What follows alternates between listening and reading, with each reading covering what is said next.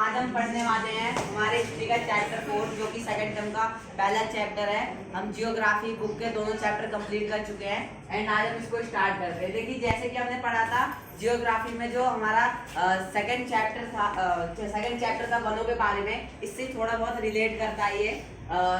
तो पहले देखते कि वनों का विनाश को देखिए, जैसा हमने पढ़ा था वनों के बारे में जियोग्राफी में, अब वही देखते कि वनों का विनाश क्यों हुआ। इसी चैप्टर में उसके बारे में पढ़ेंगे, किस लिए हुआ, कब कब हुआ, कितना विनाश हुआ हमारे देश में, फिर इसके लिए कौन कौन से कानून लगाए गए, किन किन लोगों को कौन से जंगल इसके लिए रिजर्व करे गए यानी कि आरक्षित करे गए, ये सब हम इस चैप्टर में पढ़ेंगे डिटेल में। तो देखिए पहले हम अपने आसपास की सभी चीजों को देखते हैं, सभी चीजें देखते हैं, उनमें से अधिकतर चीजें जो है वो इसकी लकड़ियों की बनी होंगी।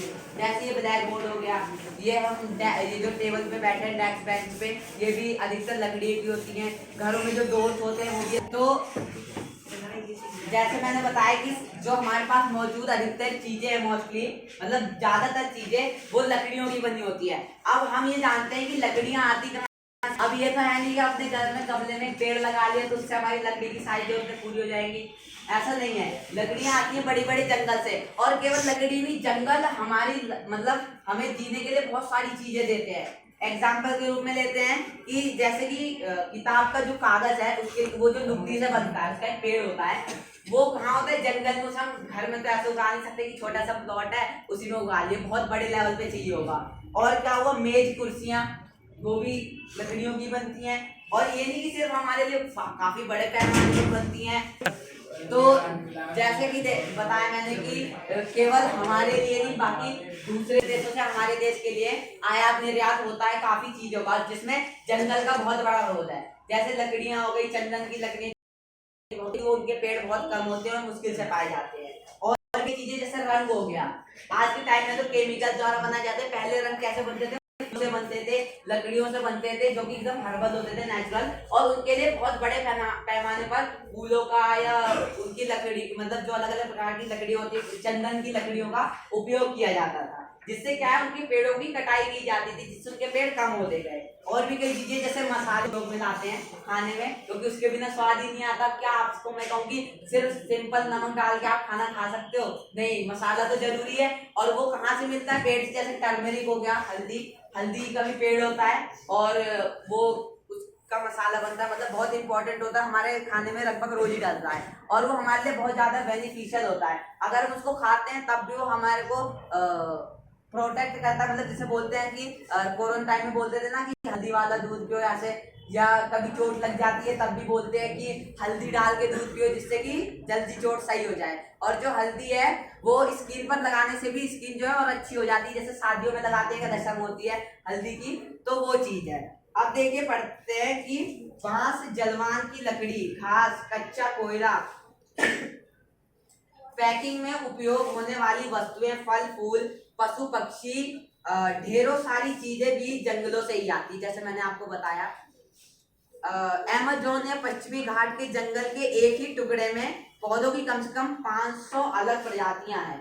अमेज़न या पश्चिमी घाट जो हो गया हमारा वेस्टर्न कोस्ट, तो वहां पे क्या है, एक ही टुकड़े में जमीन के मतलब ज्यादा बड़े टुकड़े में 500 से ज्यादा टाइप्स के पेड़ रहते हैं। कहाँ पे? अमेज़न जंगल में या पश्चिमी घाट में।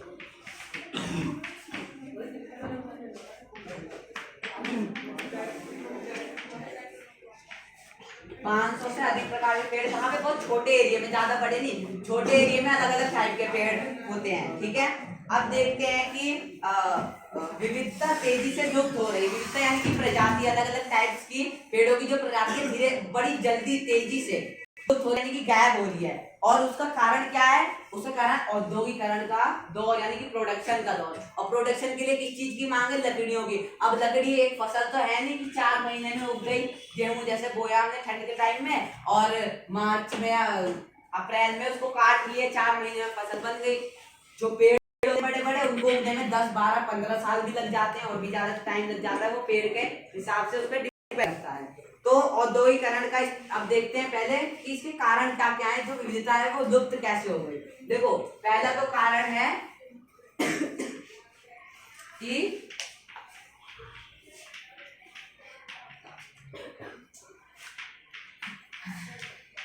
इस्तेमाल यानी कि प्रोडक्शन के यूज के लिए। दूसरा कारण है खेती बाड़ी। देखो खेती बाड़ी कैसे हम देखते हैं कि अभी हम आगे जाकर थोड़ा इस चैप्टर पढ़ेंगे क्योंकि घुमंतु खेती। और घुमंतु खेती मतलब वो ज्यादा इफेक्ट नहीं करती जंगल को, लेकिन आज के टाइम में जैसे आप देख रहे हैं कि जनसंख्या बढ़ती जा रही है, तो उसके लिए क्या है, ज्यादा फूड में प्रोडक्शन करना है फूड का, तो उसके लिए क्या है, हमें खेतों की संख्या बढ़ानी पड़ेगी, ज्यादा लैंड बढ़ानी पड़ेगी। इससे क्या है, जो जंगल में पेड़ है उनकी कटाई करके उनकी जगह पे क्या खेत बनाए जा रहे हैं, जिससे क्या है विविधता यानी कि जो कई पेड़ों की प्रजाति है वो धीरे धीरे लुप्त हो जा रही है। जैसे आपने पढ़ा था कि जियोग्राफी पढ़ा था कि जैसे कई जानवरों की प्रजाति लुप्त हो गई है, जैसे शिकार के कारण या कई और चीजों के कारण धीरे धीरे वो लुप्त हो गए। उसी प्रकार कई प्रजाति ऐसी है जो लुप्त हो गई है, लुप्त होने वाली है। ठीक है, एक और कारण है, देखो चारागाह और ईंधन की लकड़ी।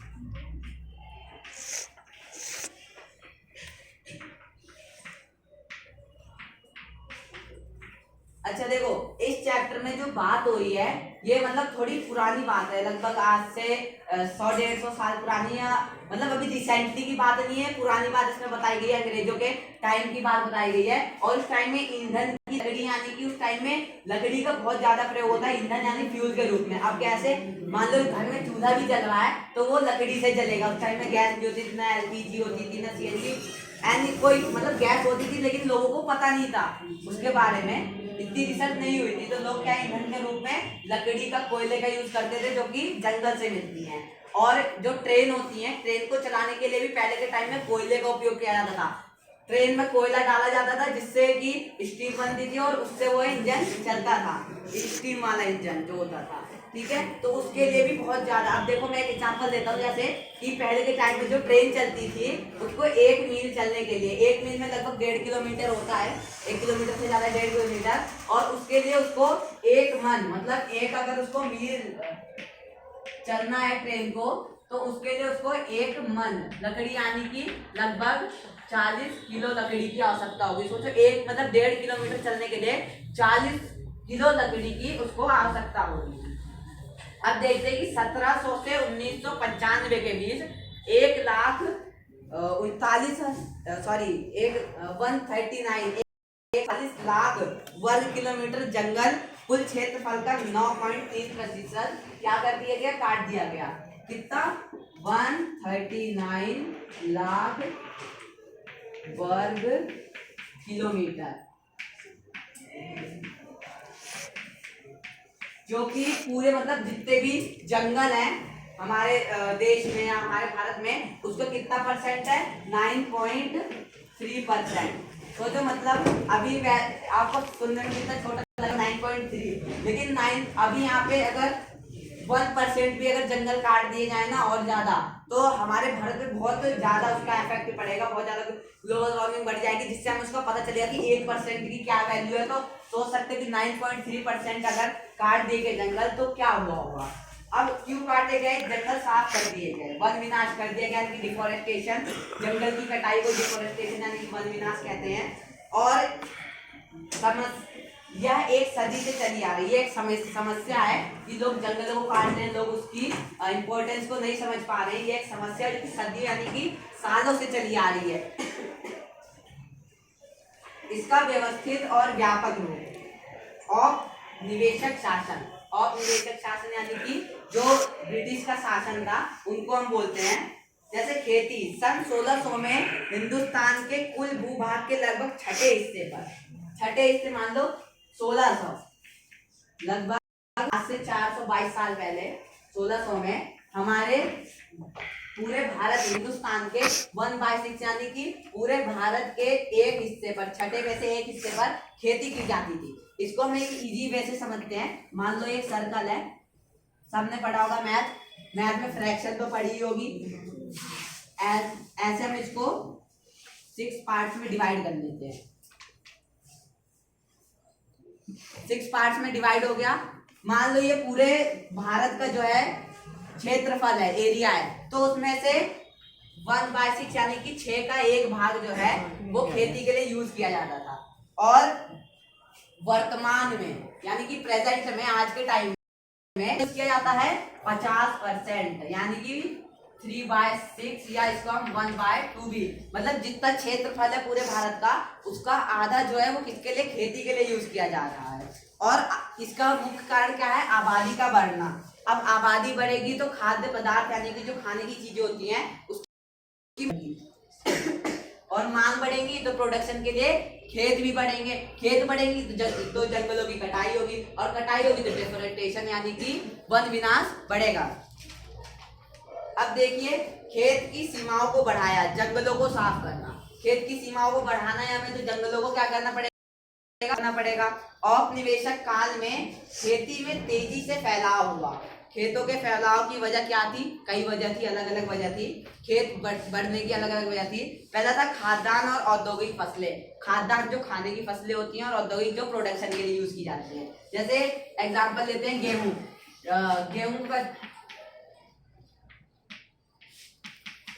जो गेहूं है इसका उपयोग हम खाने के लिए भी करते हैं, प्रोडक्शन के लिए। जैसे गेहूं से आटा बनता है, उसका प्रोडक्शन हुआ और आटे को हम खाते हैं। अब जब इसकी मांगे बढ़ी तो उसके लिए क्या किया, पेड़ों को काट दिया गया और उसकी जगह पर खेत बना दिए गए, और खेतों में क्या है, गेहूं और जैसे कई अलग अलग फसलों को उगाया गया।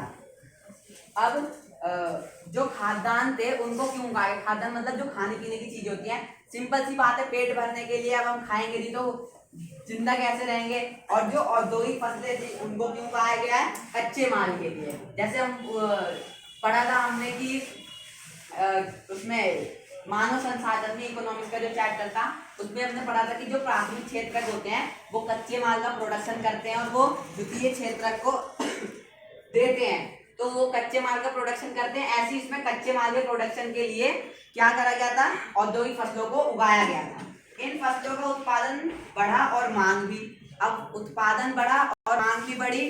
व्यावसायिक फसलों जैसे पटसन, गन्ना हो गया, गन्ने का गुड़ बनता है, चीनी भी बनती है। चीनी लगभग, चाय तो सभी के घरों में बनती होगी, कॉफी सभी के घरों में बनती होगी, या दूध में भी लोग डाल के पीते, मतलब चीनी एक नॉर्मल चीज है, ठीक है। और उसका वो बनती किससे, गन्ने से। गुड़ भी गन्ने से ही बनता है।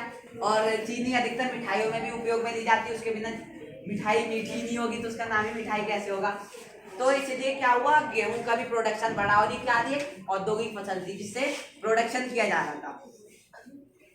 कपास, जूट, जैसे कि हम जानते हैं ना, जूट, कपास, उसका प्रोडक्शन बढ़ा।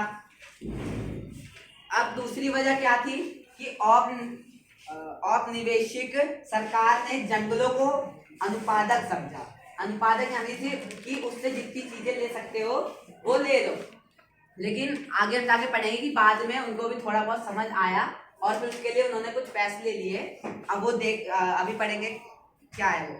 तो देखते हैं कि व्यर्थ के व्यापन पर खेती करके उससे राजस्व और कृषि उत्पादों को पैदा किया जाता था। अब वो कहते थे कि व्यर्थ के व्यापन मतलब जो खाली एरिया पड़ा हुआ है, जंगल जिसको उनका मानना था कि व्यर्थ है, हमारे किस काम आ रहे हैं। जो ब्रिटिश लोग थे उनका क्या मानना था, व्यर्थ है, हमारे किस काम आ रहे हैं, हमें तो कोई इससे फायदा हो नहीं रहा, तो क्या करो, इसको काट दो।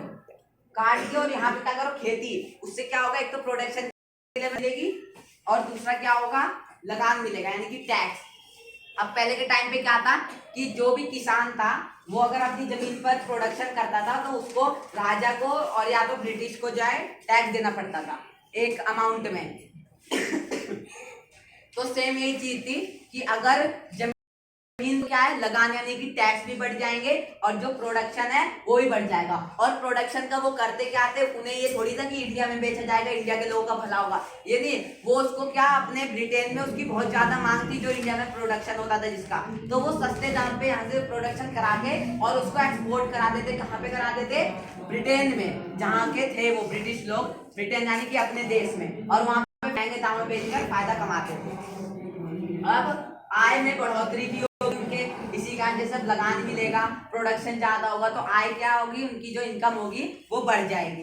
1880 से यानी कि 1880 से और 1920 यानी कि लगभग 40 इयर्स में के बीच खेती योग्य जमीन के क्षेत्र में 67 लाख हेक्टेयर की बढ़त हुई। हमने ये पढ़ा था कि अभी तक कब से लगभग 1600 से अभी तक 139 लाख हेक्टेयर की वर्ग किलोमीटर की बढ़त हो चुकी है। लेकिन अब हम देखेंगे कि सिर्फ 40 साल के अंदर में 67 लाख जो है हेक्टेयर जो जमीन थी उसकी बढ़त हो चुकी थी सिर्फ 40 साल के अंदर। तो सोचो इसके लिए कितने ज्यादा वनों को नष्ट करना पड़ा होगा, कितने ज्यादा पेड़ को काटना पड़ा होगा। अब देखते हैं कि खेती के विस्तार को हम विकास का सूचक मानते हैं। जमीन को जोतने के पहले जंगलों की कटाई। अब खेती के विस्तार को हम क्या मानते थे? विकास यानी कि डेवलपमेंट का सूचक एक साइन मानते थे कि हम खेती कर रहे हैं, अपने आप को डेवलप कर रहे हैं, विकसित हो रहे हैं, हम आगे जा रहे हैं। लेकिन उनको ये पता नहीं था कि जंगलों की कटाई से क्या नुकसान है। अब एक बात और समझते कि उस टाइम में अगर इतनी ज्यादा जंगलों की कटाई करी गई तो लोगों को नुकसान क्यों नहीं हुआ? ठीक है, इसलिए नहीं हुआ कि उस टाइम जो है जनसंख्या कम थी और जो जंगल थे वो कहीं ज्यादा थे। लेकिन अगर आज के टाइम में उसी हिसाब से पेड़ों की कटाई की जाए तो शायद ही बहुत बड़ी समस्या हो सकती है। पॉल्यूशन, ग्लोबल वार्मिंग जैसी कई अनेक समस्याएं हो सकती है। ओजोन लेयर में छेद भी हो सकता है, डैमेज भी हो सकती है ओजोन लेयर। ठीक है, जिससे कि क्या है, सूरज की हानिकारक किरणें जो अल्ट्रावायलेट रेज होती हैं वो आएंगी और हमें हार्म करेंगे, हमें कैंसर जैसी बीमारी हो सकती है। तो अब देखो हमने क्या पढ़ा कि वनों का विनाश क्यों करा गया? अपने फायदे के लिए किया उन्होंने। ये नहीं देखा कि इसमें दूसरों का भी फायदा है या नहीं, या ये भी देखा कि फ्यूचर में क्या होगा। उन्होंने केवल अपने फायदे के लिए वनों का विनाश कर दिया। अब हम देखते हैं कि पटरी पर स्लीपर। तो अब हम पढ़ते हैं कि पटरी पर स्लीपर ये कोई अलग टॉपिक नहीं है। पटरी जो हम रेल लाइन देखते हैं पटरी बोलते हैं उसको, और उस पर जो स्लीपर यानी कि जैसे पिलर जैसे होते हैं इनको बोलते हैं स्लीपर, जो कि ऐसे ट्रेन के नीचे होते हैं। मतलब जो उसकी पटरी होती है, लाइन होती है आयरन की, उसके नीचे होते हैं। अब आज के टाइम में आपने देखा होगा कि ये किसके होते हैं? कंक्रीट के होते हैं। लेकिन पहले ये किसके होते थे? वुड के होते थे। अब वो क्यों? देखो एक इसका मुख्य कारण ये भी है कि आज के टाइम में हमारे पास मशीनें हैं, नई नई टेक्नोलॉजी है, जिसके कारण ये जो कंक्रीट के स्लीपर है इसको हम आसानी से बना सकते हैं। काफी बड़े पैमाने पर, काफी बड़े मात्रा में इसको हम बना सकते हैं, वो भी कम टाइम में। लेकिन पहले के टाइम में लोगों के पास इतना विकास नहीं था, उनके पास इतनी मशीनें नहीं थी, तो अगर उनको कंक्रीट का बनाना होता तो कितना टाइम लगता। तो उन्होंने क्या सोचा? उन्होंने सोचा हमारे पास लकड़ी तो है ही, तो उसकी जगह पे लकड़ी का उपयोग कर लिया जाए। और कैसी लकड़ी? जो कि मजबूत हो। अब देखते हैं कि इंग्लैंड में बलूत किसको बोलते हैं? ओक ये देखो, ओक यानी कि बलूत एक प्रकार का होता है, उसकी लकड़ियों को बोलते हैं ओक, जो कि काफी मजबूत होती है। जैसे इंडिया में हमने देखा होगा कि बैट जिन लकड़ियों के बनते हैं, शीशम के या कई अलग अलग प्रकार की लकड़ियां होती है ना, जो काफी मजबूत होती हैं, जिनके बेड बनते हैं, फर्नीचर बनते हैं या बैट बनते हैं जिनसे खेलते हैं हम। तो वैसे ही इंग्लैंड में क्या है, ओक के पेड़ होते थे और उनकी लकड़ियां बहुत मजबूत होती थी। और उनके जंगल क्या है, धीरे धीरे लुप्त होने लगे। क्यों लुप्त हुए? बलूत ओक की लकड़ी मजबूत और टिकाऊ होती है, जैसे मैंने आपको बताया, और शाही नौसेना लकड़ी की आपूर्ति के कारण। शाही नौसेना कौन थी? जो ब्रिटिश की सेना थी, शाही नौसेना। और उसकी जो लकड़ी की आपूर्ति थी किस किस प्रकार? एक तो पटरियों के स्लीपर बनाने के लिए, दूसरा जो जहाज होते थे बड़े बड़े, उनमें भी इनका उपयोग होता था, और ईंधन के रूप में भी उपयोग होता था। तो इन उपयोग के कारण क्या, ओक यानी कि बलूत के जो जंगल थे वो धीरे धीरे विलुप्त होने लगे। अब जहाजों के बिना शाही सत्ता कैसे बचाई और बनाए रखी जा सकती थी? बिना जहाज के, अब जहाज नहीं होता तो शाही सत्ता, मतलब अब लोग अगर पैदल चल रहे हैं और आम आदमी पैदल चल रहा है और कोई शाही आदमी पैदल चल रहा है, तो उसमें फर्क ही क्या है? किस बात का शाही है? तो उसके लिए क्या है, अगर जहाज ना हो तो शाही सत्ता कैसे बनाई जा सकती थी? उसके लिए क्या है, ओक के पेड़ों की कटाई करी गई, इसकी लकड़ियों का उपयोग करा गया, क्या जहाज नहीं, क्योंकि ये बहुत मजबूत होते थे। 1820 के दशक में खोजी दस्ते हिंदुस्तानी आए, जो कि खोज करते थे, बताते थे उस देश के बारे में कि वहां पे किस किस प्रकार की लकड़ियां हैं, वहां की जमीनें कैसे, मतलब अलग अलग चीजें बताते थे। वन संपदा का अन्वेषण किया, मतलब जो वन संपदा थी उसका विश्लेषण यानी कि एनालिसिस किया। सब उस इंस्पेक्शन किया कि कौन सी चीज कैसी है, कौन सी चीज हमारे काम की है, कौन सी चीज काम की नहीं है, कौन सी प्रोसेस से हम और ज्यादा इसको उपयोग में ला सकते हैं, ये सब बताया। उसके बाद क्या हुआ, एक दशक के भीतर यानी कि लगभग 10 साल के ही अंदर बड़े पैमाने पर पेड़ काटे जाने लगे। कहाँ पे, इंडिया में। जब वो आए जो हिंदुस्तान आए थे इंस्पेक्शन करने के लिए, वो आए, उन्होंने बताया कि ये चीज काम की है, और लगभग उसके 10 साल बाद ही क्या है, लकड़ियों को काटा जाने लगा अलग अलग काम के लिए, पर बहुत बड़े पैमाने पर, और भारी मात्रा में लकड़ियों का हिंदुस्तान से निर्यात होने लगा, यानी कि एक्सपोर्ट होने लगा। कहाँ पे, ब्रिटेन में। उसके बाद रेल का प्रसार हुआ, लकड़ी के लिए नई मांग पैदा हुई, रेल आई हमारे इंडिया में। रेल की टेक्नोलॉजी 1853 में शायद पहली रेल आई थी, जो कि ठाणे से मुंबई तक, वो महाराष्ट्र में ये दोनों स्टेशन। मुंबई तो जानते ही होंगे, ठाणे भी आपने सुना होगा कहीं। ठाणे से मुंबई तक पहली रेल चली थी जो थी, और जैसी रेल आई तैसी लकड़ियों की मांग और ज्यादा बढ़ गई। किसके लिए, स्लीपर्स के लिए, और ईंधन और स्लीपर दो चीज के लिए। देखो, रेल आई तो लकड़ियों की मांग बढ़ी, किसके लिए, पहला तो स्लीपर और ईंधन, यानी कि जैसे मैंने बताया पहले कोयले से चलती थी ट्रेन, तो ईंधन और स्लीपर की मांग बढ़ी, जिसके कारण क्या था, और ईंधन क्या, इंजनों को चलाने के लिए, और स्लीपर यानी कि रेल लाइनों के लिए। अब शाही सेना के आवागमन और औपनिवेशिक व्यापार के लिए रेल लाइनें अनिवार्य थी। आवागमन यानी कि आने जाने के लिए जो शाही नौसेना थी, उसके लिए क्या थी, रेल बहुत अनिवार्य थी। और रेल ईंधन से चलती, और रेल जिसपे चलती उस पे लगता थी। इससे क्या हुआ, एक, अब हम पढ़ेंगे कि स्लीपर जो थे उनका मतलब उपयोग तो मैंने बता दिया कैसे होता है, कि पटरी के नीचे होता है। अब ये देखते हैं कि स्लीपर को कितनी बड़ी मात्रा में बनाया गया और पेड़ों को कितनी बड़ी मात्रा में काटा गया।